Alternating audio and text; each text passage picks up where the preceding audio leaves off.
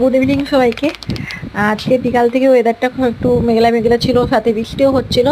তো ভাবলাম আজকে ডিনারে কিছু একটা বানাতে হবে। তো যা ভাবা তাই কাজ, এটা করছি পুরি। এই পুরিটা বানাচ্ছি ছোলার চাদুর সাথে হিং মাখিয়ে পুর তৈরি করেছি। এই যে লেচির ভেতরে পুরগুলো ভরা হচ্ছে, এরপর এটাকে বেলবো, বেলার পরে ভাজবো। আর এই পুরির সঙ্গে বানাচ্ছি আলুর দম, ছোলা দিয়ে আলুর দম।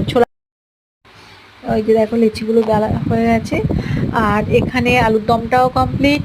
ছোলার ডাল দিয়ে আলুর দম করেছি, এর সঙ্গে করেছি সুজির হালুয়া। আর এবার পুরিগুলো ভাজবো। আলুর দমের কালারটাও খুব সুন্দর হয়েছে। এই যে দেখো পুরি তেলে ছাড়লাম পুরিটা, আর উপর থেকে তেল খানিকটা ছড়িয়ে ছড়িয়ে দেবো। এতে কী হয় বলো তো, গোটা পুরিটাতে তেলটা পাবে, ফলে পুরিটা খুব ভালোভাবে ফুলবে। লুচি বা পুরি যখনই যাই করবে না কেন তেলে দেবে।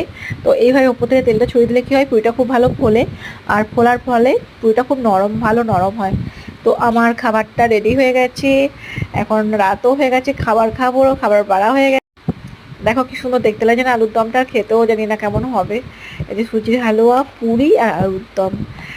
তো আমরা খেয়ে নিই। সবাই ভালো থেকো, তোমরাও খাবার খাও। Good night, bye, tata.